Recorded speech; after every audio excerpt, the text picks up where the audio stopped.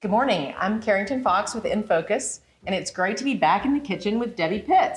We were here earlier this spring making elderflower liqueur with the buds from your trees out in the garden, and today we are here with tomatoes to make gazpacho. Carrington, welcome back to my home and to our kitchen. I've been so excited about sharing this recipe for gazpacho that my husband Keith and I brought back from Antigua over 40 years ago. And so we're all familiar with the ingredients. We generally know the bounty of the garden, the tomatoes, the herbs, the celery, the cucumbers and peppers.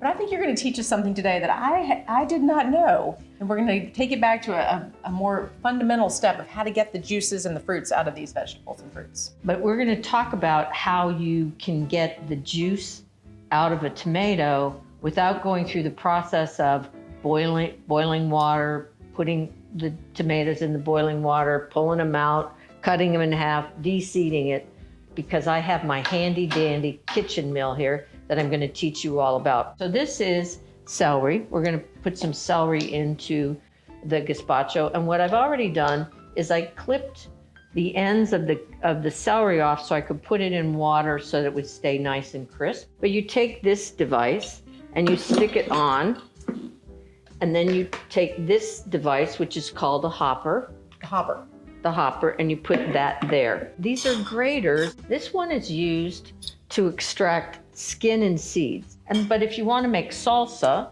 you would use this one. And we're going to be using this one today as a pre-step to using the food process. So this is where I've gone wrong in the past. I've just shoved everything into a blender and then gazpacho. I think one of the secrets to cooking is to get organized in advance. So first you find your recipe, then you get your ingredients, that you get out the tools that you need, and then you go through the steps of making whatever it is you're making. And so with this recipe, the first thing is we need to make 4 cups of tomato juice. This is called an auger. You shove it down the middle of that. Okay. We're gonna put it on the machine and we screw it into place. And then this guy allows us to take everything that comes out of the hopper and goes through the juicer to come out. This is a serious piece of equipment. I feel very professional right now. It makes me feel like chitty chitty bang bang.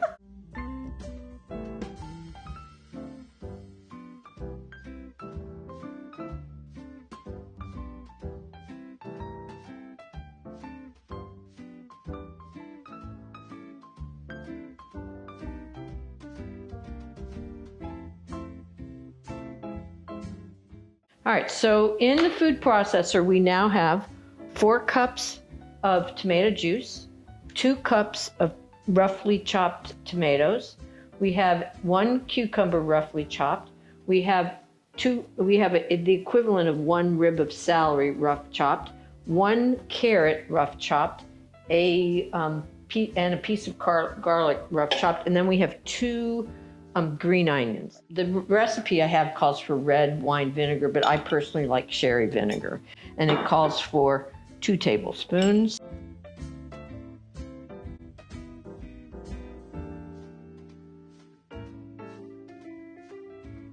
And now we have this beautiful bowl of summer in a bowl. So bright, so summery, perfect texture. Thank you for coming over and letting me teach you how to make this. It's terrific. Well, now we got to think about what to do next.